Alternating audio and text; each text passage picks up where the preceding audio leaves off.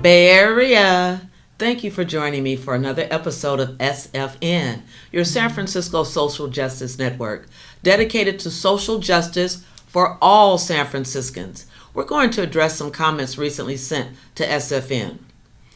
We were asked about major incidents, random street stabbing, pushing down of Asian elderly. I think we can all agree any form of violence against the elderly person is unacceptable.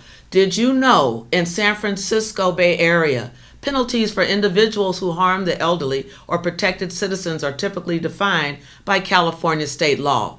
The penalties may vary depending on the specific circumstances of the crime, including the severity of the harm caused by the defendant's criminal history. Here are some relevant California laws and statutes that address crimes against elderly or protected citizens. Elder abuse laws, California Penal Code 368. California Penal Code 368 addresses various forms of elder abuse, including physical abuse, neglect, financial exploitation, and emotional abuse against individuals who are 65 years or older. Penalties for elder abuse convictions can include fines, imprisonment, and additional sentencing enhancements for aggravating factors such as severe injuries or prior convictions. Assault and battery laws. California Penal Code Section 240 through 248. Assault and battery against an elderly or protected citizen would be prosecuted under the California Penal Code Section 240 to 248, which define and penalize assault and battery offenses. Penalties for assault and battery convictions can vary depending on the severity of the offense, ranging from misdemeanor charges with fines and probation to felony charges with imprisonment and other penalties. Hate crime laws. California Penal Code Section 422.55. Hate crimes committed against elderly or protected citizens based on factors such as race, ethnicity, religion, disability, or sexual orientation are prosecuted under California's hate crime laws, Penal Code Section 422.55.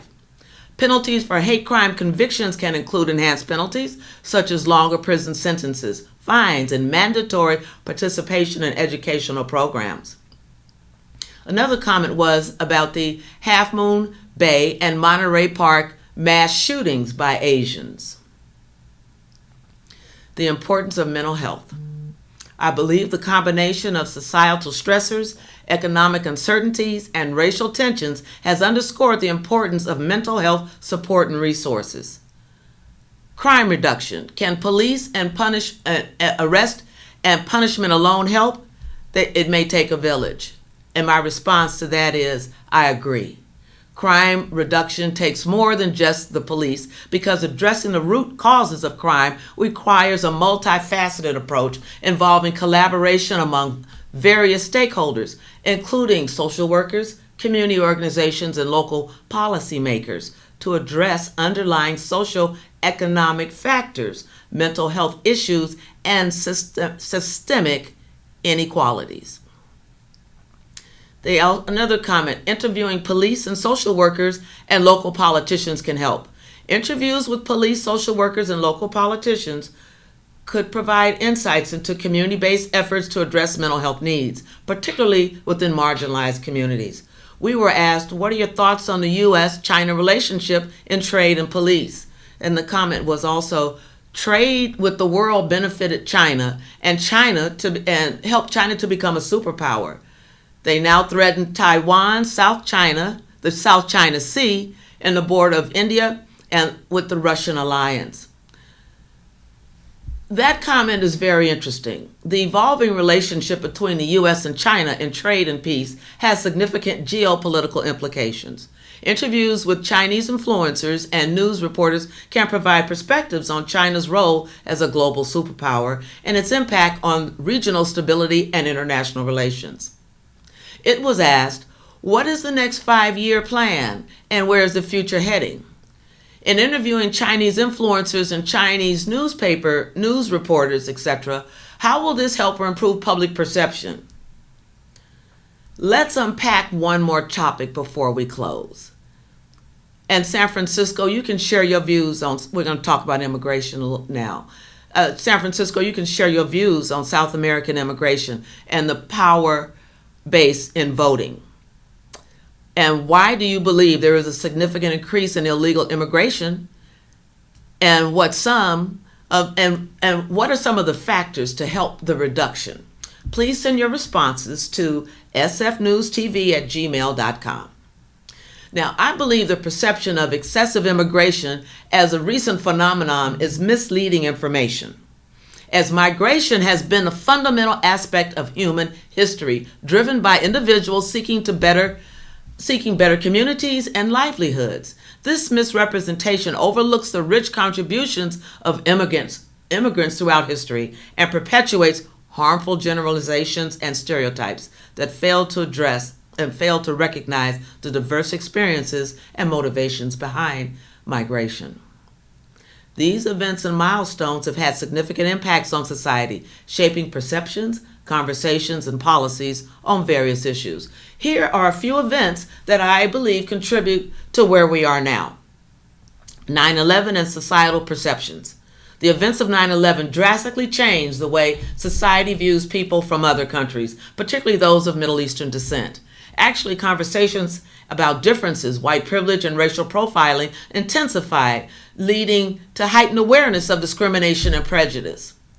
The Great Recession and economic anxiety. The Great Recession caused widespread anxiety about the global economy, impacting individuals and communities worldwide.